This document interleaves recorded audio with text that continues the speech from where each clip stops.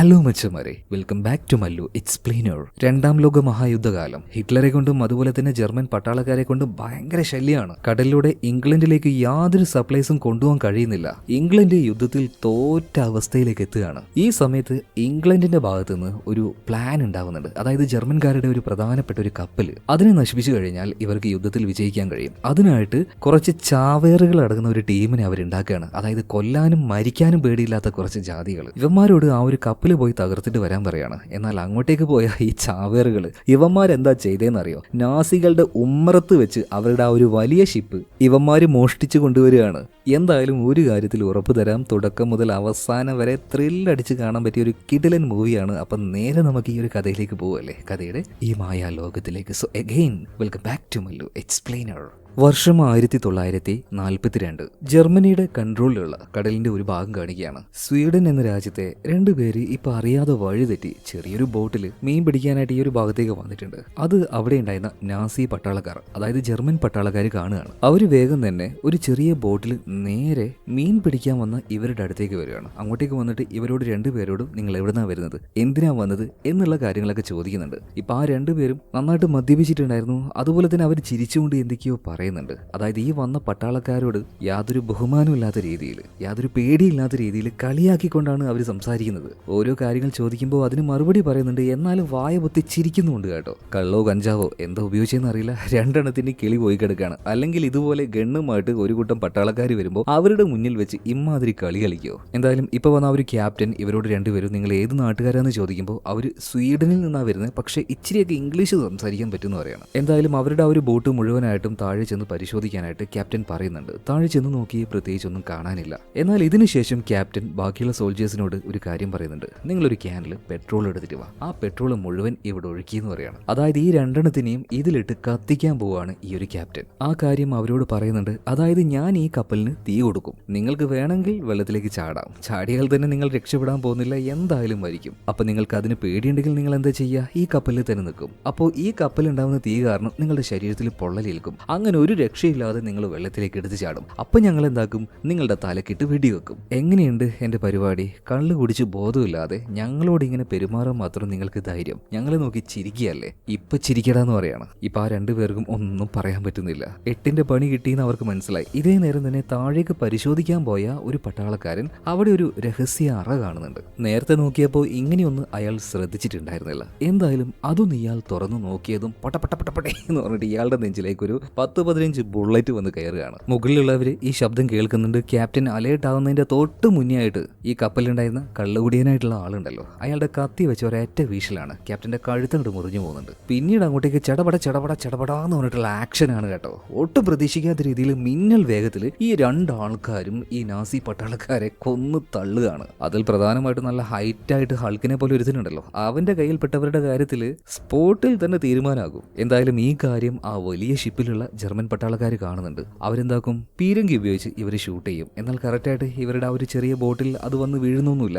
എന്തായാലും കഴുത്തറുത്ത ആ ഒരു ക്യാപ്റ്റനെ ഇവരിങ്ങനെ പൊക്കി പിടിക്കുകയാണ്. എല്ലാത്തിന്റെയും കാര്യത്തിൽ നമ്മളൊരു തീരുമാനമാക്കിയിട്ടുണ്ട് എന്ന രീതിയിൽ. ഇതേ സമയത്ത് തന്നെ വെള്ളത്തിന്റെ ഉള്ളിൽ നിന്നും ഒരാൾ മുകളിലേക്ക് പൊന്തി വരികയാണ്. അല്ല, ഇവിടെ ഈ പരിപാടിയൊക്കെ നടക്കുമ്പോൾ ഇവൻ എവിടെ പോയി കിടക്കുകയായിരുന്നു? നീ എന്താടാ ഇത്ര വൈകിയതെന്ന് ബാക്കിയുള്ള 3 പേരും ആ ചെറിയ കപ്പലിൽ നിന്ന് ചോദിക്കുമ്പോൾ കുറച്ച് സമയമൊക്കെ വേണമെന്ന് പറയാണ്. അങ്ങനെ അവനെയും ഈ ചെറിയ കപ്പലിലേക്ക് വലിച്ചു കയറ്റാണ്. എന്നിട്ട് ഇവർ 4 പേരും ആ വലിയ ജർമ്മൻ പട്ടാളക്കാരുടെ കപ്പലിലേക്ക് അങ്ങനെ നോക്കി നിൽക്കുമ്പോൾ ഒരൊറ്റ പൊട്ടലാണ്. വിജയുടെ തുപ്പാക്കി എന്ന് പറഞ്ഞ സിനിമ ഉണ്ടല്ലോ, അതിൽ അവസാനം വില്ലന്റെ ആ ഒരു കപ്പൽ പൊട്ടിക്കുന്നില്ലേ, അതുപോലെ തന്നെ 3 പേര് ഈ കപ്പലിൽ നിന്ന സമയത്ത് 4ാമത്തെ ആൾ വെള്ളത്തിനടിയിലൂടെ പോയിട്ട് ആ കപ്പലിന്റെ അടിയിൽ നേരത്തെ ബോംബ് വെച്ചായിരുന്നു. എന്തായാലും ഈ 4 എണ്ണം കൂടിയിട്ട് ജർമ്മൻ പട്ടാളക്കാരുടെ ഒരു കൂറ്റൻ കപ്പലാണ് ഇപ്പൊ തകർത്തിരിക്കുന്നത്. ഒരു 10-200 നാസി പട്ടാളക്കാർ സ്പോട്ടിൽ തീർന്നിട്ടുണ്ടാവും. എന്തായാലും ഈ 4 പേര് ആരാണ്? നല്ല ഒന്നാം തരം കില്ലാടികളാണ്. അതിൽ ഒന്നാമത്തെ ആള് മാർക്കോ, സൂപ്പർമാനായിട്ടൊക്കെ അഭിനയിച്ചില്ലേ, ആള് തന്നെ. രണ്ടാമത്തേത് ആ ഹൾക്കിനെ പോലെ ഒരുത്തനില്ലേ, അവന്റെ പേരാണ് ആൻഡ്രൂ. പിന്നെ താഴെ കപ്പലിന്റെ അടിയിൽ നിന്ന് ഒളിച്ചിരുന്ന് ഒരു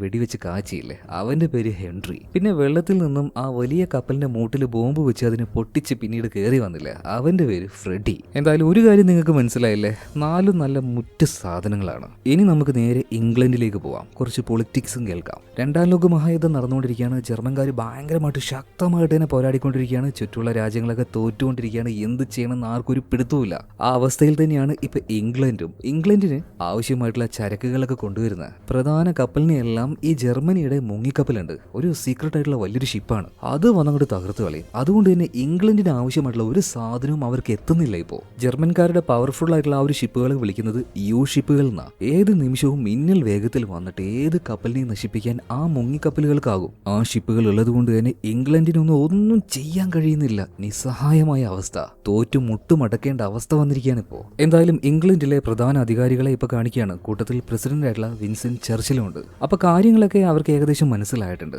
എന്തായാലും യു ഷിപ്പുകൾ അതിന് നശിപ്പിക്കാൻ എന്തായാലും ഇവർക്ക് കഴിയില്ല. എന്നാൽ ആ ഷിപ്പുകൾക്ക് കൊണ്ടുപോകുന്ന ആ സപ്ലൈ ചെയിനെ നമുക്ക് നശിപ്പിക്കാൻ കഴിഞ്ഞാൽ ഈ യുദ്ധത്തിൽ നമുക്ക് വിജയിക്കാൻ കഴിയും. അതായത് ഈ മുങ്ങിക്കപ്പലിലേക്ക് ആവശ്യമായിട്ടുള്ള സാധനങ്ങൾ, അതുപോലെ തന്നെ ഓക്സിജൻ, കാർബൺ ഫിൽറ്ററുകൾ, ഇതെല്ലാം കൊണ്ടുപോകുന്നത് വേറെ ഷിപ്പുകളാണ്. അപ്പൊ ആ ഷിപ്പുകളെ കണ്ടുപിടിച്ച് അതിനെ തകർക്കണം. എന്നാൽ അത് അത്ര എളുപ്പമുള്ള കാര്യമല്ല. ഇപ്പൊ ആ കൂട്ടത്തിലുണ്ടായിരുന്ന ഒരാൾ ചോദിക്കുകയാണ്, നമുക്കൊരു വിമാനവുമായിട്ട് അങ്ങോട്ടേക്ക് ചെന്ന് അവിടെ ഒരു ബോംബിട്ട് അതങ്ങോട്ട് പൊട്ടിച്ചു കളഞ്ഞാൽ പോരെ? എന്നാൽ പ്രസിഡന്റ് ചർച്ചിൽ പറയുന്നത് ഒരിക്കലും അത് സാധ്യമായിട്ടുള്ള കാര്യമല്ല. കാരണം അവിടെ ഓൾറെഡി ഈ ജർമ്മൻകാരുടെ വ്യോമസേനയുണ്ട്. നമ്മൾ എങ്ങാനും ഇങ്ങനെ ചെയ്തു കഴിഞ്ഞാൽ അവർ തിരിച്ചാക്രമിക്കും. അത് മറ്റൊരു പ്രശ്നത്തിലേക്ക് പോകും. ചിലപ്പോൾ ബാക്കിയുള്ള രാജ്യങ്ങൾ നമുക്കെതിരായിട്ട് വരും. നമ്മൾ പിന്നെ ഈ യുദ്ധത്തിൽ ഉണ്ടാവുകയില്ല. അപ്പൊ തന്ത്രപരമായിട്ട് നമ്മൾ ഒരു കാര്യം ചെയ്യണം. നമ്മൾ ചാവേറുകളായിട്ടുള്ള ഒരു ടീമിനെ ഹയർ ചെയ്യണം. ആ ടീമിനെ കൊണ്ട് ആ കപ്പലുകളെ നശിപ്പിക്കണം. ഒരിക്കലും ഇത് നമ്മുടെ ആൾക്കാരാണെന്ന് ആരും അറിയാൻ പാടില്ല. ഇനിയിപ്പോ നമ്മുടെ പട്ടാളക്കാർ തന്നെ അവരെ പിടിച്ചു കഴിഞ്ഞാലും അവർ എന്താണ് ചെയ്യാൻ പോകുന്നത്, ആരുടെ നിർദ്ദേശപ്രകാരമാണ് ഈ ചെയ്യാൻ പോകുന്നത്, ഇതൊന്നും പറയാൻ പാടില്ല.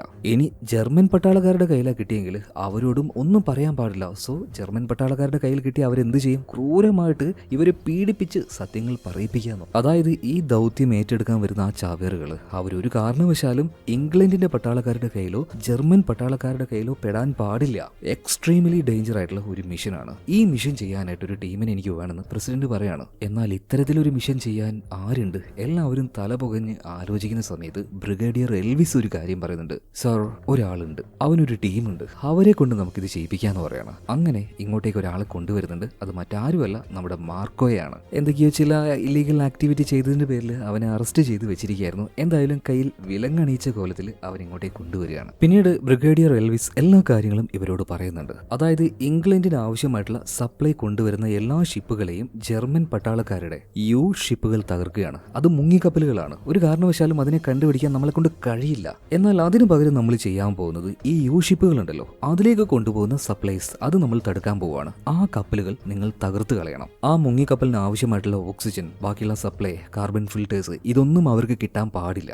അവസാനം അവരെന്ത് ചെയ്യും? കടലിന്റെ മുകളിലേക്ക് പൊന്തി വരും. അപ്പൊ നമുക്ക് അവരെ ആക്രമിക്കാൻ കഴിയും. പക്ഷേ ഇവിടെ പ്രധാനമായിട്ടൊരു പ്രശ്നമുണ്ട്. ഈ ജർമ്മനിയും ഇംഗ്ലണ്ടിലെയും ചില ആൾക്കാർ ഒരു സമാധാന ചർച്ചയ്ക്ക് വേണ്ടി ശ്രമിച്ചുകൊണ്ടിരിക്കുകയാണ്. അപ്പൊ ഇതിനിടയിൽ ഇങ്ങനെ ഒരു പരിപാടി ചെയ്തു കഴിഞ്ഞാൽ അത് ഇംഗ്ലണ്ടിനെ വളരെ മോശമായിട്ട് ബാധിക്കും. അപ്പൊ ഇംഗ്ലണ്ടിന്റെ പേരിലല്ലാതെ നിങ്ങൾ തനിയെ ഒരു ടീമായിട്ട് വേണം അത് അവിടെ ചെന്ന് ചെയ്യാൻ വേണ്ടിയിട്ട്. ഒരിക്കലും പിടിക്കപ്പെട്ടു കഴിഞ്ഞാൽ ഇംഗ്ലണ്ട് എന്ന രാജ്യത്തിന്റെ പേര് പുറത്തേക്ക് വരാൻ പാടില്ല. അതായത് ഒരു മരണതുല്യമായിട്ടുള്ള ഒരു ദൗത്യം തന്നെയാണ് ഇവർ ഏറ്റെടുക്കേണ്ടത്. ഫെർണാണ്ടോപ്പോ എന്നൊരു ദ്വീപുണ്ട്. ആ ദ്വീപിനരികിലായിട്ടാണ് ഈ 2 ഷിപ്പുകൾ നിർത്തിയിരിക്കുന്നത്. അതായത് ആ മുങ്ങിക്കപ്പലിലേക്ക് സാധനം കൊണ്ടുപോകുന്ന ഷിപ്പുകൾ. അത് ഏകദേശം ഒരു 42 ദിവസം മാത്രമേ അവിടെ ഉണ്ടാവുള്ളൂ. അപ്പൊ അതിനു മുന്നേ തന്നെ അങ്ങോട്ടേക്ക് പോയി അതിനെ നശിപ്പിക്കണം. എല്ലാം കേട്ട് കഴിഞ്ഞപ്പോൾ നമ്മുടെ മാർക്കോ പറയാണ്, ഓക്കെ, ഞാൻ സമ്മതിച്ചു. പക്ഷേ എന്റെ ടീമിലേക്കുള്ള ആൾക്കാരെ ഞാൻ തന്നെ സെലക്ട് ചെയ്യുന്ന അറിയണം. ഒന്നാമത്തെ ആള് ഹെൻറി, കപ്പലും കാര്യങ്ങളൊക്കെ നിയന്ത്രിക്കുന്ന കാര്യത്തിൽ ആളൊരു പുലിയാണ്. രണ്ടാമത്തെ ആള് ഫ്രെഡി, അവനൊരു ബോംബ് എക്സ്പേർട്ട് ആണ്. എവിടെ വേണമെങ്കിലും സാധനം കൊണ്ട് തിരികെ പൊട്ടിക്കാൻ അവനെ കൊണ്ട് പറ്റും. മൂന്നാമത്തെ ആള് ആൻഡ്രൂ. ഇനിയിപ്പോ ഒരു 10-20 ആൾക്കാർ ഒരുമിച്ച് വന്നാലും അവനതൊരു പ്രശ്നമല്ല.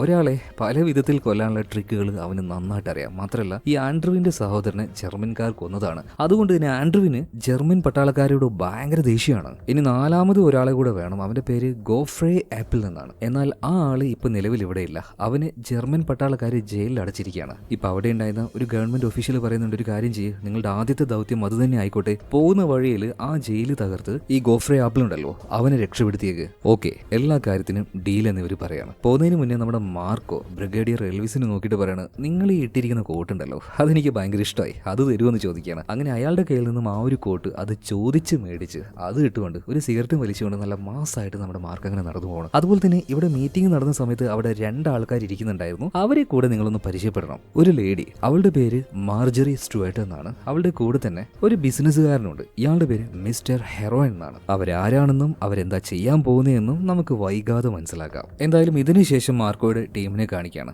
മാർക്കോ എല്ലാ കാര്യങ്ങളും അവരോട് പറയുന്നുണ്ട്. നമുക്ക് അധിക ദിവസമില്ല, നമുക്ക് വേഗം അങ്ങോട്ടേക്ക് പുറപ്പെടണം. 18 ദിവസമെങ്കിലും എടുക്കും അവിടെ എത്താനായിട്ട്. അതുപോലെ തന്നെ പോകുന്ന വഴിയിൽ ഗോഫ്രെ ആപ്പിൾ അവനെയും കൂടെ രക്ഷപ്പെടുത്തണം. കാരണം അവനുണ്ടെങ്കിൽ നമ്മുടെ പ്ലാനും കാര്യങ്ങളൊക്കെ അത് പെർഫെക്റ്റ് ആയിട്ട് ചെയ്യാൻ കഴിയുള്ളൂ. അതായത് പ്ലാൻ ഉണ്ടാക്കുന്ന കാര്യത്തിൽ ആപ്പിൾ അടിപൊളിയാണ്. ആപ്പിൾ എന്ന് പറഞ്ഞാൽ ഒരാളുടെ പേരാണ് കേട്ടാ. അയാളിപ്പോൾ ജയിലിലാണേ. പിന്നെ വേറൊരു കാര്യം കൂടെ മാർക്കോ പറയുന്നുണ്ട്. നമ്മൾ 5 പേരെ കൂടാതെ വേറെ 2 ആൾക്കാർ കൂടെ വരുന്നുണ്ട്, നമ്മൾ അവരെയും കാത്തു നിൽക്കണമെന്ന്. എന്നാൽ ആൻഡ്രു ചോദിക്കുകയാണ്, അല്ല നമ്മൾ 5 പേരല്ലേ ഈ മിഷൻ കംപ്ലീറ്റ് ആകാൻ പോകുന്നത്, പിന്നെ എന്തിനാണ് ആ 2 പേരെ ഇങ്ങോട്ടേക്ക് അയക്കുന്നത്? ഇപ്പൊ മാർക്കോ പറയാണ്, അവരെന്തായാലും നമ്മുടെ കൂട്ടത്തിൽ ഉണ്ടാവില്ല. സത്യം പറഞ്ഞാൽ അവർ 2 പേരും ചാരന്മാരാണ്. ഈ ഫെർണാണ്ടോ പോ എന്ന ആ ഒരു ദ്വീപുണ്ടല്ലോ, അവർ അങ്ങോട്ടേക്ക് പോകും. എന്നിട്ട് നമുക്ക് കിട്ടിയ വിവരങ്ങൾ, അതായത് ഈ കപ്പലിൽ ഈ പറഞ്ഞ സാധനങ്ങളൊക്കെ ഉണ്ടോ, ആ ഒരു ഇൻഫർമേഷൻ കറക്റ്റ് ആണോ, അവിടുത്തെ ആ ഒരു വിവരങ്ങൾ അത് നമുക്ക് പറഞ്ഞു തരാനാണ് ആ 2 പേര് അങ്ങോട്ടേക്ക് പോകുന്നത്. എന്തായാലും അവരുടെ ഭാഗത്തുനിന്ന് എന്തെങ്കിലും ഒരു മെസ്സേജ് കിട്ടിയാൽ മാത്രമേ അടുത്ത സ്റ്റെപ്പ് നമുക്ക് വെക്കാൻ കഴിയുള്ളൂ. എല്ലാവരും ഇതിന് സമ്മതം മൂളുകയാണ്. അടുത്ത സീനിൽ ആ 2 പേരെ കാണിക്കുന്നുണ്ട്. അത് മറ്റാരുമല്ല, നമ്മുടെ മാർജറി സ്റ്റുവർട്ട് അതുപോലെ തന്നെ മിസ്റ്റർ ഹെറോൺ ആണ്.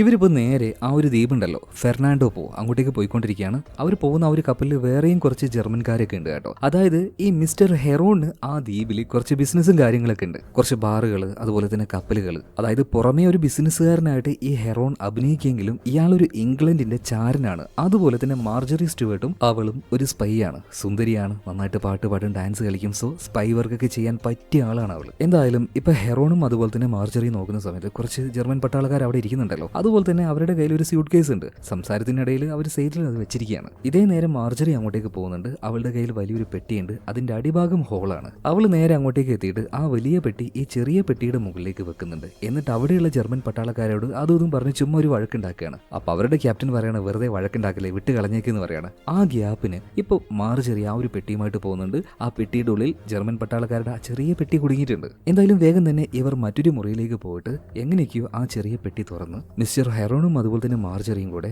ആ ചെറിയ പെട്ടി തുറന്ന് അതിലെ ഡോക്യുമെന്റ്സ് പൂർണ്ണമായിട്ടും പരിശോധിക്കുകയാണ്. അതായത് ഇവർക്ക് കിട്ടിയ എല്ലാ വിവരങ്ങളും സത്യമാണ്. ഫെർണാണ്ടോ പോ ആ ദ്വീപിൽ 2 ഷിപ്പുകളുണ്ട്. അതിലൊരെണ്ണത്തിൽ നിറയെ ആ മുങ്ങിക്കപ്പലിലേക്ക് കൊണ്ടുപോകേണ്ട സാധനങ്ങളും സപ്ലൈസും ഓക്സിജൻ സിലിണ്ടേഴ്സും അതുപോലെ തന്നെ കാർബൺ ഫിൽറ്റേഴ്സും ഇതെല്ലാം ഉണ്ട്. അപ്പൊ ആ ഒരു ഇൻഫർമേഷൻ സത്യമാണ്. എന്തായാലും ഇത് മനസ്സിലാക്കി ഉടനെ തന്നെ മിസ്റ്റർ ഹെറോൺ ഈ ഒരു മെസ്സേജ് ഇംഗ്ലണ്ടിലേക്ക് അയക്കുന്നുണ്ട്. ഇതേ നേരം തന്നെ മാർജറി ഒന്നും അറിയാത്തതുപോലെ ആ ഒരു പെട്ടി അത് എടുത്ത സ്ഥലത്ത് തന്നെ കൊണ്ടുവന്ന് വെച്ച് കൊടുക്കുകയാണ്. ഈ പെട്ടി ഇവിടുന്ന് പോയതോ അതിലെ ഡോക്യുമെന്റ്സ് ഇവർ വായിച്ചതോ ഇതൊന്നും ഈ ജർമ്മൻ പട്ടാളക്കാർ നിലവിൽ അറിഞ്ഞിട്ടില്ല കേട്ടോ. ഇതേ സമയം തന്നെ മറ്റൊരു സമാധാന ചർച്ച നടക്കുന്നുണ്ട് എന്ന് പറഞ്ഞില്ലേ, അതായത് ഇംഗ്ലണ്ടുകാരും അതുപോലെ തന്നെ ഈ ഒരു ജർമ്മൻകാരും തമ്മിൽ. അപ്പൊ ഇംഗ്ലണ്ടിന്റെ ഭാഗത്തുനിന്ന് പോയിട്ടുള്ളത് അഡ്മിറൽ ഹൗണ്ട് ആണ്. ഇയാൾക്ക് എങ്ങനെയെങ്കിലും വേഗം ഈ ഒരു യുദ്ധം നിർത്തണം എന്നൊക്കെ ഉണ്ട്. അപ്പൊ ജർമ്മൻകാർ വന്നിട്ട് അവരുടെ കണ്ടീഷൻസ് പറയാണ്. അതായത് ജർമ്മൻകാർ പറയുന്നത് അവർക്ക് കീഴടങ്ങണം ഈ ഒരു ഇംഗ്ലണ്ട്. പിന്നീട് ഇംഗ്ലണ്ടിൽ ജർമ്മനിയുടെ നിയമങ്ങളായിരിക്കും വരാൻ പോകുന്നത്. ഹിറ്റ്ലർ ആയിരിക്കും ഇവിടെ മുഴുവനായിട്ട് കൺട്രോൾ ചെയ്യാൻ പോകുന്നത്. ഒരിക്കലും ന്യായമായിട്ടുള്ള ഒരു കരാറേ അല്ല അത്. മാത്രമല്ല ഇംഗ്ലണ്ടിന്റെ ഇപ്പോഴത്തെ അവസ്ഥയിൽ കീഴടങ്ങുകയല്ലാതെ വേറൊരു നിവൃത്തിയില്ല. അവർക്ക് ആവശ്യമായിട്ടുള്ള ഒന്നും ഇപ്പൊ അവർക്ക് എത്തുന്നില്ല.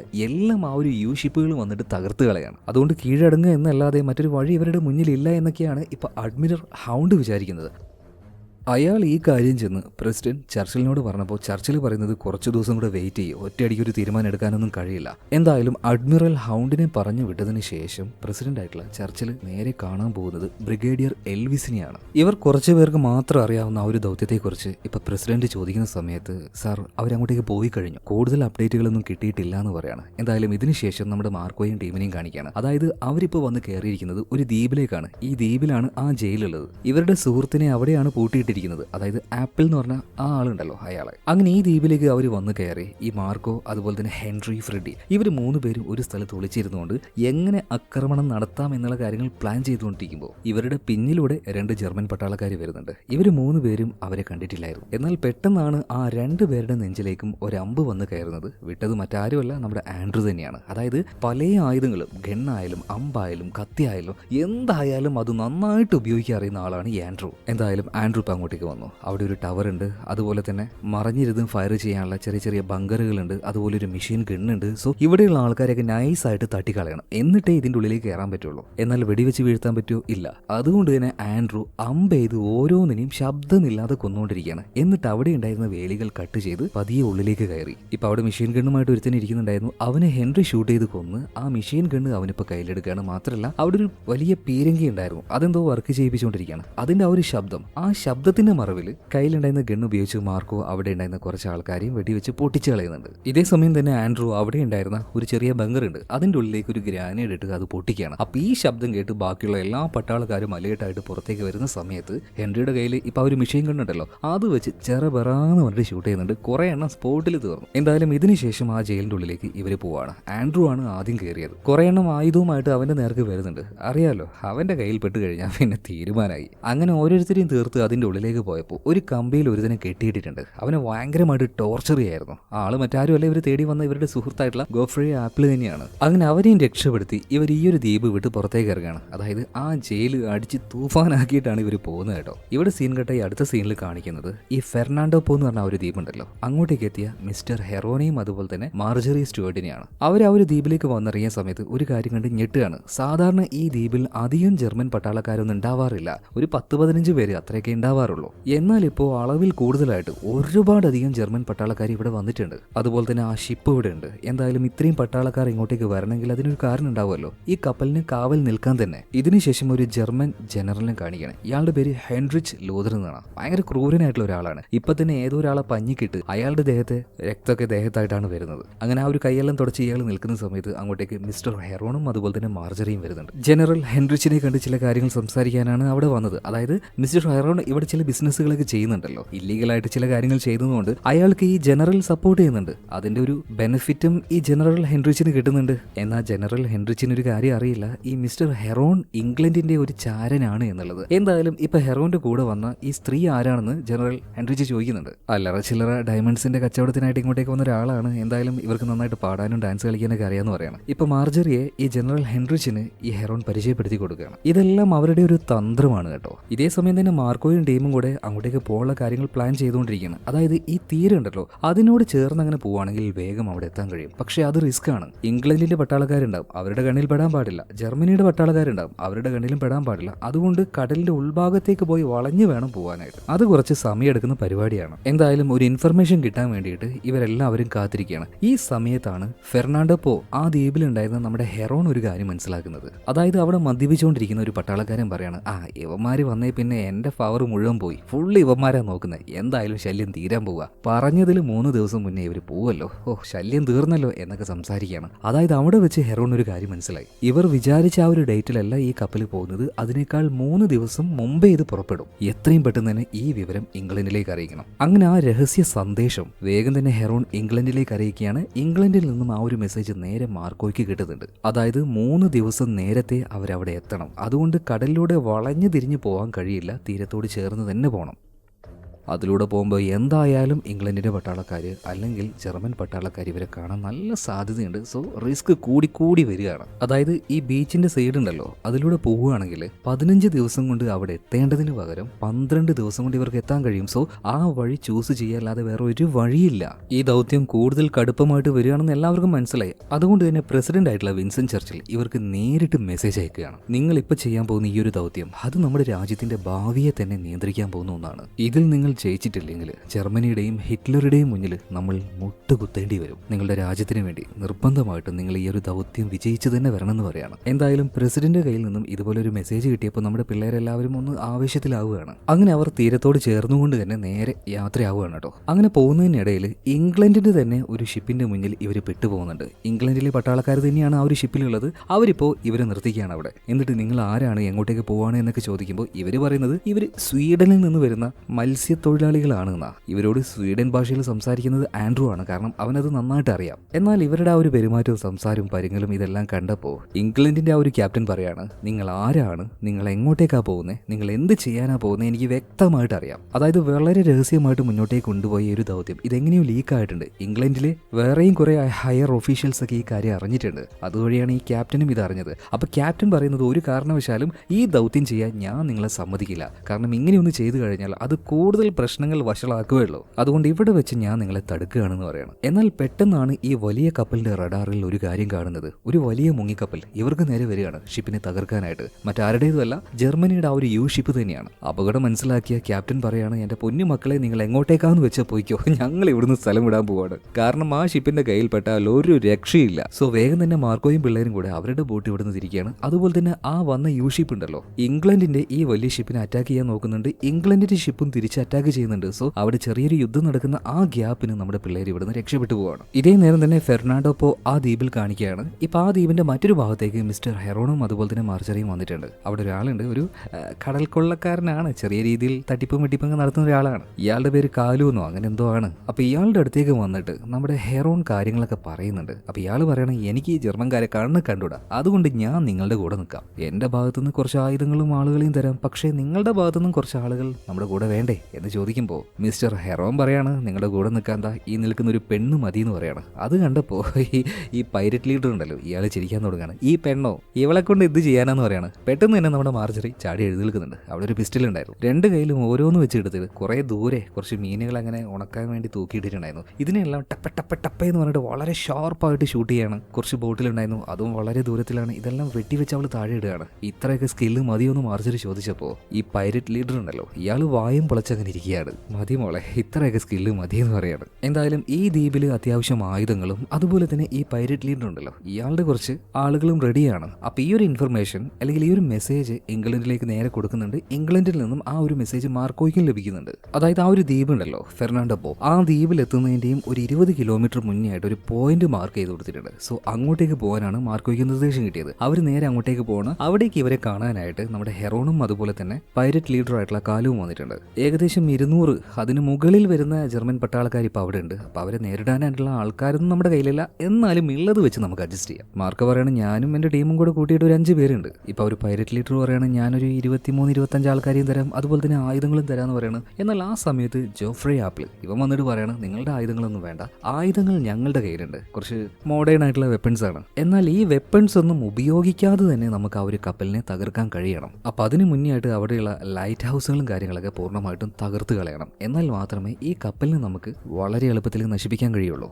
ഇതിനുശേഷം ഫെർണാണ്ടോ ദ്വീപിലേക്ക് തിരിച്ചു വന്ന മിസ്റ്റർ ഹെറോനെയും അതുപോലെ തന്നെ മാർജറിയും കാണിക്കുകയാണ്. ഹെറോൺ ഒരു ടൈം ബോംബ് സെറ്റാക്കി വെക്കുന്നുണ്ട്. അതുപോലെ തന്നെ നാളെ രാവിലെയാണ് ഇവിടെ നിന്നും ഷിപ്പ് പുറപ്പെടാൻ വേണ്ടി പോകുന്നത്. അപ്പൊ ഇന്ന് രാത്രി തന്നെ ഇവരുടെ പ്ലാൻ എക്സിക്യൂട്ട് ചെയ്യണം. അതുകൊണ്ട് തന്നെ പട്ടാളക്കാരുടെ ശ്രദ്ധ തിരിക്കാനായിട്ട് ഇന്ന് 2 പാർട്ടിയാണ് ഇവർ സെറ്റ് ചെയ്യാൻ പോകുന്നത്. ഒന്ന് സാധാരണ പട്ടാളക്കാർക്ക് വേണ്ടിയിട്ടുള്ള ഒരു ബിയർ ഡ്രിങ്ക് പാർട്ടി, അതുപോലെ തന്നെ വലിയ വലിയ ഉദ്യോഗസ്ഥർക്ക് വേണ്ടിയിട്ടുള്ള ഒരു വലിയ പാർട്ടിയും. ആ പാർട്ടി മുന്നിൽ നിന്ന് നടത്താൻ പോകുന്നത് മാർജറിയാണ്. എന്തായാലും ആ പാർട്ടി നടത്താനുള്ള പ്ലാനുകൾ ഇവരുണ്ടാക്കുന്നുണ്ട്. അതിലൂടെ ഇവരുടെ ശ്രദ്ധ തിരിക്കലാണ് ഇവരുടെ പ്രധാന ലക്ഷ്യം. അതുപോലെ തന്നെ നമ്മുടെ പൈരറ്റ് ലീഡറും അതുപോലെ തന്നെ മാർക്കോയും ടീമും കൂടെ വെപ്പൺസും കാര്യങ്ങളൊക്കെ റെഡിയാക്കുകയാണ്. അതുപോലെ തന്നെ അവർക്കൊരു പ്ലാനും ഉണ്ടായിരുന്നു, അതും സെറ്റാക്കുകയാണ്. ഇതേ നേരം തന്നെ മിസ്റ്റർ ഹെറോൺ നേരത്തെ ഒരു ടൈം ബോംബ് സെറ്റാക്കിയിട്ടുണ്ടായിരുന്നല്ലോ, ഇതാരും കാണാതെ അവിടെ ഉണ്ടായിരുന്ന ഒരു ലൈറ്റ് കൺട്രോളിംഗ് റൂമിലേക്ക് കൊണ്ടുപോയി വെക്കുകയാണ്. കാരണം രാത്രിയാകുമ്പോൾ ആ ലൈറ്റ് പ്രവർത്തിക്കാൻ പാടില്ല, പൂർണ്ണമായി ഇരുട്ടാകണം. അങ്ങനെ ആ ഒരു ബോംബ് മിസ്റ്റർ ഹെറോൺ അവിടെ സെറ്റ് ചെയ്യാണ്. എന്നാൽ ഇതേ നേരത്താണ് 3 ജർമ്മൻ പട്ടാളക്കാർ അങ്ങോട്ടേക്ക് വരുന്നത്. അവര് ചോദിച്ചു, അല്ല എന്താ നിനക്ക് ഇവിടെ പരിപാടി? കുടുങ്ങിയെന്ന് മിസ്റ്റർ ഹെറോണ് മനസ്സിലായി. ഉത്തരം പറയാൻ കഴിയുന്നില്ല. അതുകൊണ്ട് തന്നെ ഒന്നും നോക്കിയില്ല, കയ്യിലുണ്ടായിരുന്ന ഗൺ എടുക്കുകയാണ്. 2 എണ്ണത്തിന് സ്പോട്ടിൽ തന്നെ വെടിവെച്ച് കൊല്ലുന്നുണ്ട്. 3-ാമത്തെ ആളുടെ നെഞ്ചത്തേക്ക് ഒരു കത്തിയും കയറ്റി അയാളെയും കൊന്നുകളയാണ്. എന്നിട്ട് അവരുടെ ബോഡി അവിടുന്ന് മറച്ചു വെക്കുന്നുണ്ട്. അങ്ങനെ രാത്രി ആവാനായിട്ടുണ്ട്. മാർജറി ഇപ്പോൾ ക്ലിയോപാട്രയുടേതുപോലെ വസ്ത്രം ധരിച്ച് നേരെ വരുന്നത് ജനറൽ ഹെൻറിച്ചിന്റെ അടുത്തേക്കാണ്. എന്നിട്ട് അയാളോട് പറയാണ്, നിങ്ങളും ഇതുപോലെ ഒരു കോസ്റ്റ്യൂം ധരിക്കണം, അതായത് ജൂലിയസ് സീസറൊക്കെ ധരിക്കില്ലേ അതുപോലെ. ഇന്ന് രാത്രിക്കത്തെ ആ ഒരു പാർട്ടി നമുക്ക് എന്തായാലും കളർ ആകണമെന്ന് പറയണം. ആദ്യമൊക്കെ ജനറൽ ഹെൻറിച്ച് വേണ്ട എന്ന് പറഞ്ഞെങ്കിലും നമ്മുടെ മാർജറി നിർബന്ധിച്ച് അയാളെ കൊണ്ട് അങ്ങനെ ഒരു കോസ്റ്റ്യൂം ധരിപ്പിച്ചു അവതരിപ്പിക്കുകയാണ്. പ്രധാനപ്പെട്ട എല്ലാ ഉദ്യോഗസ്ഥരും ആ വലിയ പാർട്ടിയിലേക്ക് ഇതുപോലെ വ്യത്യസ്തമായ കോസ്റ്റ്യൂംസ് ധരിച്ചുകൊണ്ടാണ് വരുന്നത്.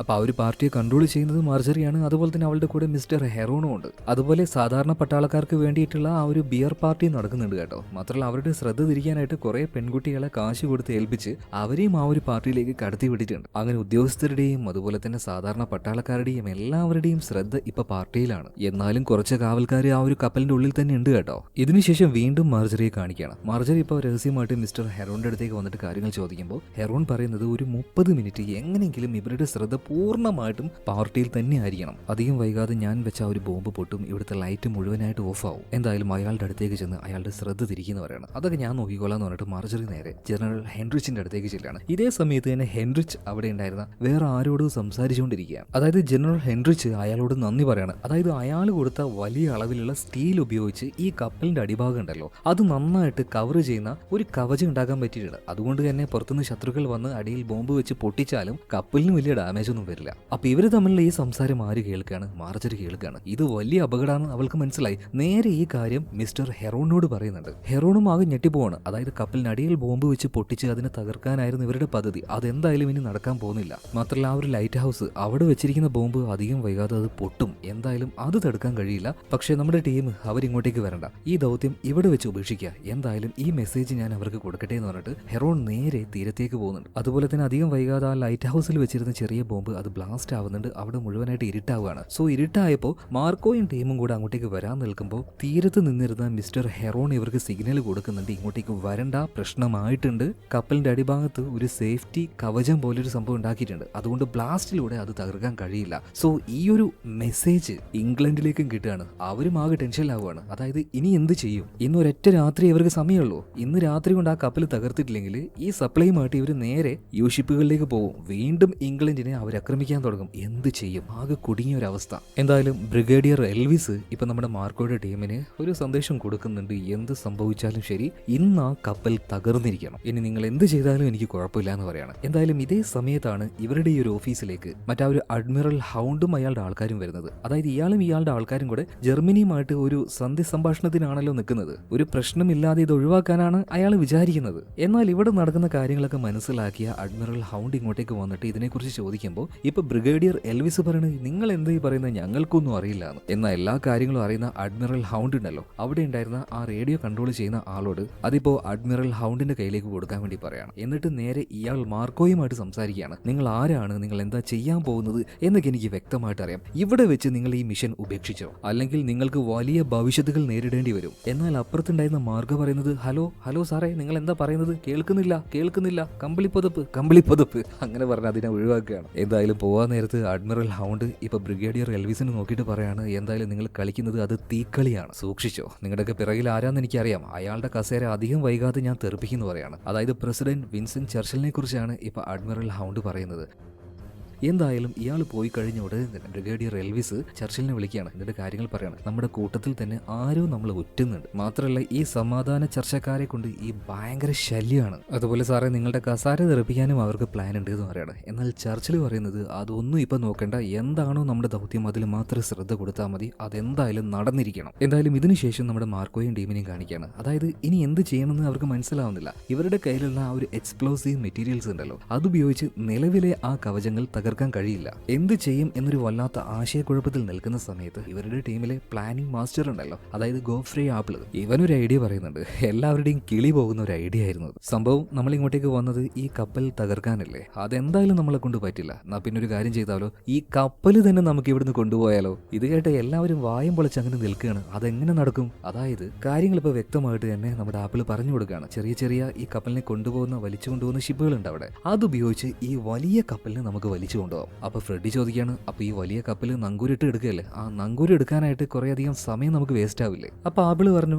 അതിന് ആര് ആ ഒരു നങ്കൂര് എടുക്കാൻ പോകുന്നു? ആ നങ്കൂരം കണക്ട് ചെയ്തിട്ടുള്ള ആ ചങ്ങല അത് നമ്മൾ ബ്ലാസ്റ്റ് ചെയ്ത് പൊട്ടിക്കും. എന്നിട്ട് ഈ വലിയ കപ്പൽ നമ്മൾ വലിച്ചുകൊണ്ട് പോകുന്നു പറയാണ്. എന്തായാലും ഇത് എക്സിക്യൂട്ട് ചെയ്യാൻ തന്നെ ഇവർ തീരുമാനിക്കുകയാണ്. അപ്പൊ ഒരു ടീം എന്താക്കി, നേരെ കപ്പലിലേക്ക് പോയിട്ട് അതിലുള്ള പട്ടാളക്കാരെ ആക്രമിച്ച് ആ കപ്പലിനെ പൂർണ്ണമായിട്ടും ഇവരുടെ കൺട്രോളിൽ കൊണ്ടുവരാൻ വേണ്ടി പോവാണ്. അതുപോലെ തന്നെ വേറൊരു ടീം ഈ ചെറിയ ചെറിയ ബോട്ടുകൾ ഉണ്ടല്ലോ അതിനെ കൺട്രോൾ ചെയ്യാൻ വേണ്ടി പോവാണ്. കാരണം കാരണം അത് വെച്ച് വേണം വലിച്ച് ഈ വലിയ കപ്പലിനെ കൊണ്ടുപോകാൻ. എന്തായാലും ഓരോരുത്തരും അവരുടേതായ ദൗത്യങ്ങൾ ചെയ്യാണ്. ഇതേ സമയത്ത് തന്നെ ഹയർ ഒഫീഷ്യൽസ് അവരെല്ലാവരെയും കൂട്ടിച്ചേർത്തുള്ള ആ ഒരു പാർട്ടി നന്നായിട്ട് പോകുന്നുണ്ട്. നമ്മുടെ മാർജറി പാട്ടും പാടി ഡാൻസും കളിച്ച് എല്ലാവരെയും മയക്കി വെച്ചിരിക്കുകയാണ്. ഇതിനിടയിൽ നമ്മുടെ ആൻഡ്രൂ അവന്റെ സ്ഥിരം പരിപാടി അമ്പ് ഉപയോഗിച്ച് ലൈറ്റ് ഹൗസിന്റെ മുകളിലുള്ള ഓരോന്നിനെയും എഴുതി വീഴ്ത്തുന്നത്. അതുപോലെ തന്നെ മാർക്കോ ഈ ജർമ്മൻകാരുടേതുപോലെയുള്ള യൂണിഫോം ഇട്ട് അവിടുത്തെ പട്ടാളക്കാരുടെ മുന്നിലൂടെ പോവാണ്. അവർ മാർക്കോയെ കണ്ടപാടിനെ സല്യൂട്ട് അടിക്കുകയാണ്. സ്പോട്ടിൽ തന്നെ മാർക്കോ 3 എണ്ണത്തിനെ വെട്ടിവെച്ച് കൊല്ലുന്നുണ്ട്. മാത്രമല്ല നമ്മുടെ ആപ്പിളും അവന്റെ ടീമും കൂടെ ഈ വലിയ ഷിപ്പിനെ കൊണ്ടുപോകാനായിട്ടുള്ള ആ ചെറിയ ഷിപ്പുകളൊക്കെ സെറ്റാക്കുകയാണ്. ഇതിനിടയിൽ പാർട്ടി നടക്കുന്ന സ്ഥലത്ത് ചെറിയൊരു അബദ്ധം പറ്റുകയാണ്. നമ്മുടെ മാർജറി ഓരോ പാട്ടുകൾ പാടി ഇവരെ എല്ലാവരും മയക്കുന്നുണ്ടല്ലോ. പാട്ടെല്ലാം നന്നായിരുന്നു. എന്നാൽ ആ പാട്ടിന്റെ ഇടയിൽ ഒരു വരി,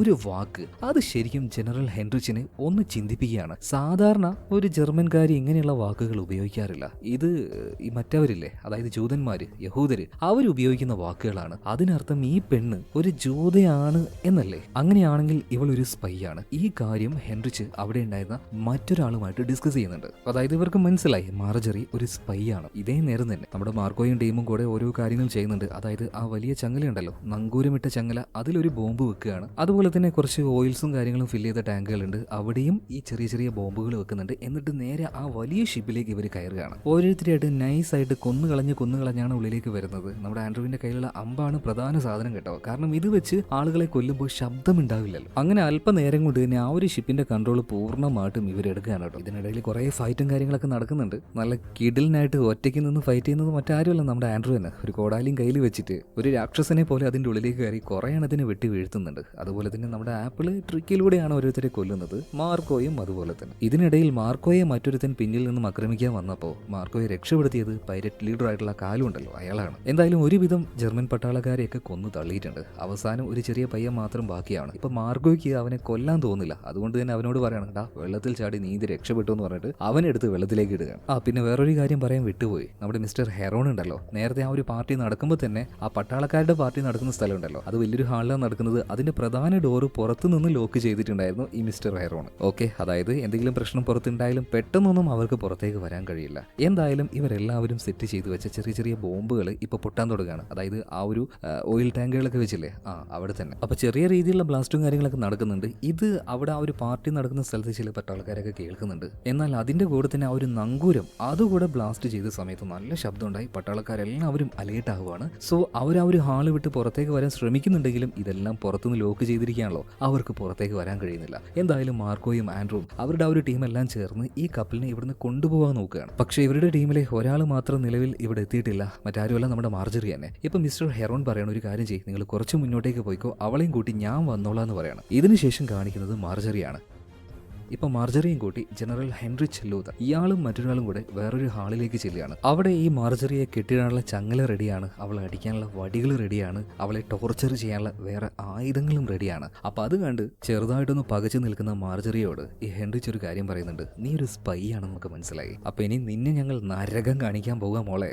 എന്നാൽ ഈ സമയത്താണ് പുറത്ത് നടക്കുന്ന ഒരു വലിയ ബ്ലാസ്റ്റിന്റെ ശബ്ദം ഈ ഒരു ജനറൽ ഹെൻറിച്ച് കേൾക്കുന്നത്. ഇയാൾ വേഗം തന്നെ മാർജറി അവിടെ ഉണ്ടായിരുന്ന പട്ടാളക്കാരെ ഏൽപ്പിച്ച് ഇയാൾ പുറത്തേക്ക് പോകുന്നുണ്ട്. പുറത്തേക്ക് പോയി നോക്കുമ്പോഴാണ് സംഗതി എത്രത്തോളം വഷളായി എന്ന് ഇയാൾക്ക് മനസ്സിലായത്. ആ ഒരു കപ്പൽ ഒരുവിധമൊക്കെ കടലിലേക്ക് അവർ വലിച്ചെടുത്തിട്ടുണ്ടായിരുന്നു. എന്തായാലും ബിയർ പാർട്ടി നടക്കുന്ന ഭാഗത്തെ പട്ടാളക്കാരും ഇപ്പൊ ആ ഒരു ഡോറെല്ലാം പൊളിച്ച് പുറത്തേക്ക് വന്നിട്ടുണ്ട്. ഇവർ ആ ഒരു കപ്പലിൽ നേരെ ഷൂട്ട് ചെയ്യുന്നുണ്ട്. എന്നാൽ കപ്പലിൽ ഓൾറെഡി ഉണ്ടായിരുന്ന ആ ഒരു മെഷീൻ ഗണ്ണ് ഇതുപയോഗിച്ച് ഹെൻറിയും ഫ്രെഡിയും ഇവരെല്ലാവരും തുരാന്ന് പറഞ്ഞിട്ട് വെട്ടി വെച്ചുകൊണ്ടിരിക്കുകയാണ്. ഈ കപ്പലിന്റെ അടുത്തേക്ക് ഇവർക്ക് അടുക്കാൻ പറ്റുന്നില്ല. ഇതെല്ലാം കണ്ട് അങ്ങനെ അന്തം വിട്ടു നിൽക്കുകയാണ് ജനറൽ ഹെൻറിച്ച്. കുറച്ചു നേരത്തെ അശ്രദ്ധ മൂലം എന്തൊക്കെയാണ് ഇവിടെ സംഭവിച്ചത്? അതായത് ഇവർക്ക് ചേസ് ചെയ്ത് പോകാനുള്ള ചെറിയ ചെറിയ ബോട്ടുകൾ അതൊന്നും അവിടെ ഇല്ല, എല്ലാം ഇവർ കൊണ്ടുപോയിരിക്കുകയാണ്. കറണ്ട് സപ്ലൈ ഇല്ല, അതുപോലെ തന്നെ പെട്രോൾ ഇതെല്ലാം ലീക്കായി പോയിരിക്കുകയാണ്. അതിന്റെ ആ ഒരു ടാങ്കറുകളെല്ലാം തകർത്തിരിക്കുകയാണ്. അപ്പൊ ഇത് കണ്ട് അവിടെ ഉണ്ടായിരുന്ന ഈ ജനറൽ ഹെൻറിച്ചിന്റെ കീഴിലുണ്ടായിരുന്ന ചില ആൾക്കാർ പറയുന്നുണ്ട്, ഇതിനെല്ലാത്തിനും കാരണക്കാരൻ നിങ്ങളാണ്, നിങ്ങളുടെ അശ്രദ്ധയാണ് ഇതിനെല്ലാത്തിനും കാരണം. ഇത് കേട്ട് ദേഷ്യം വന്ന ജനറൽ ഹെൻറിച്ച് രണ്ടെണ്ണത്തിനെയും അവിടെ വെച്ച് തന്നെ വെടിവെച്ച് കൊന്നുകളയാണ്. എന്നോട് കയർത്ത് സംസാരിക്കുന്നു എന്നും പറഞ്ഞിട്ടാണ് വെടിവെച്ച് കൊന്നത്.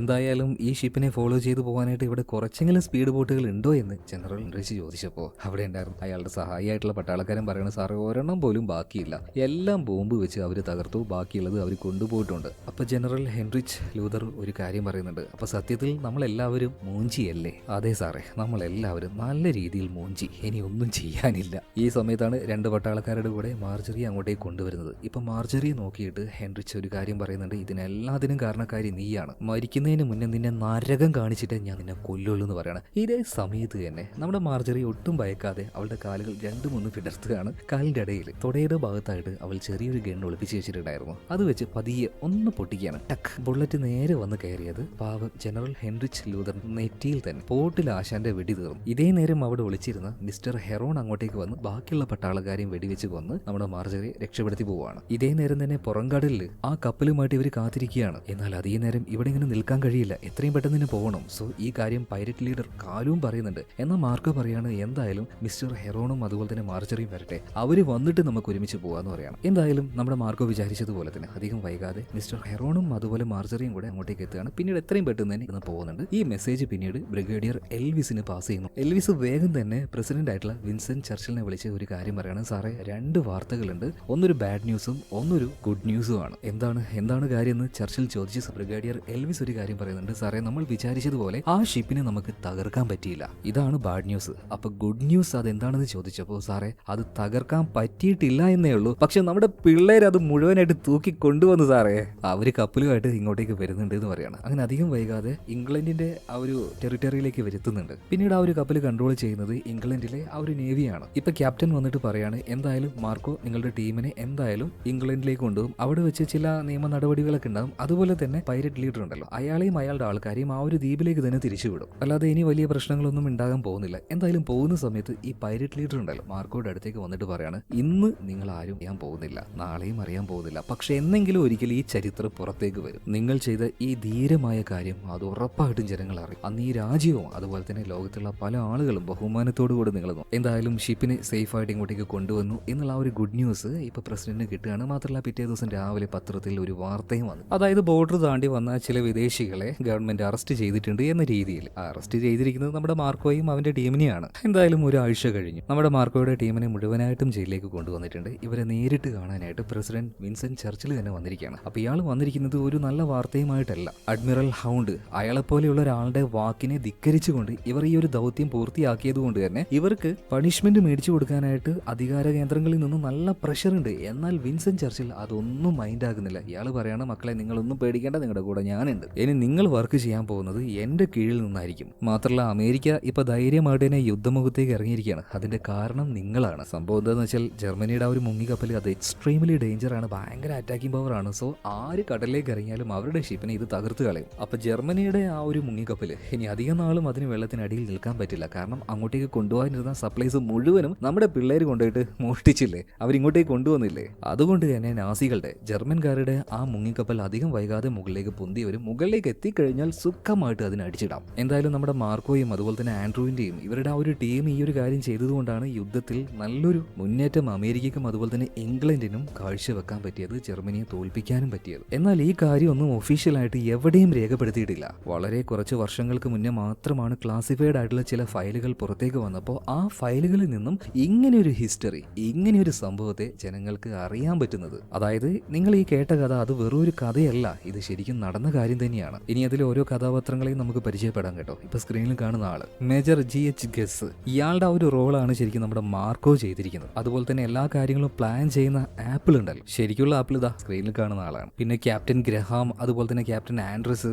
പിന്നെ ഇവരുടെ ടീമിൽ ഉണ്ടായിരുന്ന ആ ഒരു ലേഡി ഉണ്ടല്ലോ മാർജറി സ്റ്റുവർട്ട്, അവരും യഥാർത്ഥത്തിലുള്ളത് തന്നെയാണ്. അവരുടെ ഫോട്ടോയും ഞാൻ കൊടുക്കുന്നത്. എന്തായാലും ഇതൊരു നല്ല ത്രില്ലിംഗ് ആയിട്ടുള്ള ഒരു ഹിസ്റ്റോറിക്കൽ മൂവി ആയിരുന്നല്ലേ. എനിക്ക് ഭയങ്കരമായിട്ട് ഇഷ്ടപ്പെട്ടു. നിങ്ങൾക്ക് ഇഷ്ടപ്പെട്ടോ? ഇതുപോലെയുള്ള കഥകൾ വേണമെങ്കിൽ പറയണം കേട്ടോ. ഉറപ്പായിട്ടും ഇങ്ങനെയുള്ള കഥകളുമായിട്ട് ഞാൻ ഇനിയും വരും. അപ്പോൾ അടുത്ത വീഡിയോയിൽ നമുക്ക് വീണ്ടും കാണാം. അതുവരേക്കും ഓക്കെ, ബൈ.